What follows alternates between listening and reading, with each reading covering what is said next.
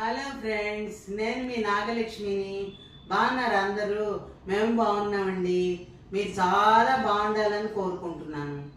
మరి ఇవాళ రెసిపీ ఏంటంటే దబ్బకాయ నిల్వ పచ్చడి. దబ్బకాయలు ఎప్పుడు పడితే అప్పుడు రావు కదండి. నిమ్మకాయలు అంటే ఎప్పుడో అప్పుడు వస్తూనే ఉంటాయి, ఏదో నిమ్మకాయలు. దబ్బకాయలు అలా రావు, ఒక ఈ సీజన్లో మాత్రమే వస్తాయి దబ్బకాయలు. అయితే ఇంతంత కాయలు ఉంటాయండి. కానీ అలా నాకు ఈసారి మా పెడల నుంచి మా మా మావయ్య భార్య తెచ్చారు. ఎంతంతే ఉన్నాయి, బత్తకాయలాగా ఉన్నాయన్నమాట. అవి ఒక 6 ఎన్నో తెచ్చింది. సరే, ఇంత డబ్బాడు పచ్చడి అయిందిలేండి.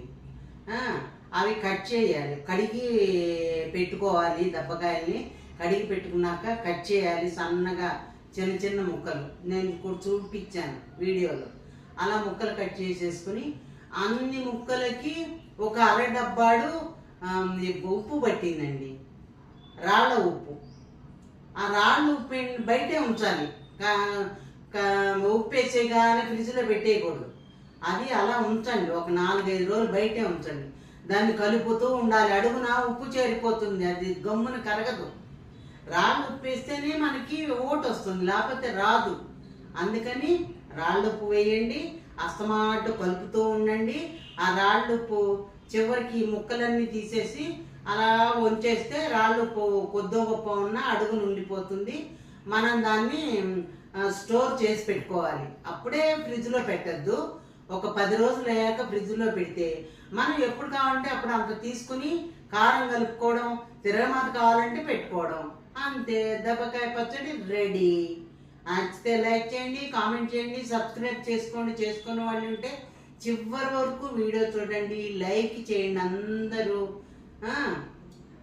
కాస్త ట్రై చేయండి, కామెంట్స్ పెట్టండి. Right, bye.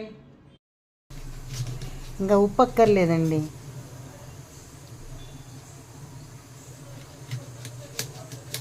ఇవి దబ్బకాయలండి, దబ్బకాయ ముక్కలు. దబ్బకాయ వేసుకుంటాం, ఆవకాయ నిమ్మకాయ వేసుకుంటామే, ఆ మాదిరి దబ్బకాయ ముక్కలు వేసుకుంటాం. ఇగోండి, ఇంతంత ముక్కలు కట్ చేసి పెట్టుకోవాలి. ఈ కాయలన్నీ, ఇంకా పెద్ద కాయలు కూడా ఉంటాయి. వాళ్ళ చెట్టుకి చిన్న కాయలు కాసేటి. ఈసారి మా మామయ్య వాళ్ళు వచ్చినప్పుడు తీసుకొచ్చారు. పెద్ద కాయలు రాలేదమ్మా, చిన్న కాయలే తెచ్చాను అని చెప్పింది ఆవిడ. సరే, ఏవైతే పుల్లగానే ఉంటాయి, మనం తరిగి వేసుకునేది ఇలాగా చిన్న ముక్కలు చేసుకుని వేసుకోవడమే. ముక్కలన్నిటికీ డబ్బాడు ఉప్పు పడుతుందండి, రాళ్ళ ఉప్పు.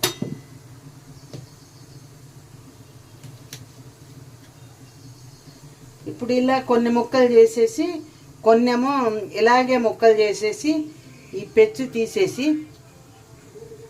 రసం పిండుకోవాలి. ఈ పెచ్చు ఇలా తీసేసి దీంట్లోనే మనం రసం పిండుకోవాలి ఇలాగా. అది సరే. ఇవి దబ్బకాయ ముక్కలండి, అన్నీ తరిగేసాము.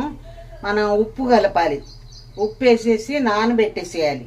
ఎన్ని రోజులైనా ఉంటాయి. ఉప్పు వేసి సరిపడా ఉప్పు వేసేసి నానబెట్టేస్తే ఎన్ని రోజులైనా ఉంటాయి.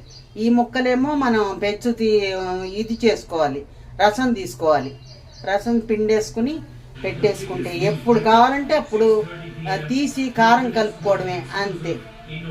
దబ్బకాయ కూడా రెడీ అయిపోయినట్టే. రైట్. నేను దబ్బకాయ ముక్కలు చూసారా, లోపలికి వెళ్ళిపోయి అది రసం వస్తుంది చూడండి. రైతుగా రసం అలా ఉంచేస్తే అవి నానుతాయి. నానాక ఉప్పు కారం కలుపుకోవచ్చు, కావాల్సినంత తీసి ఉప్పు కారం కలుపుకోవచ్చు. ఇంకంతే, దబ్బకాయ పైన అయిపోయింది.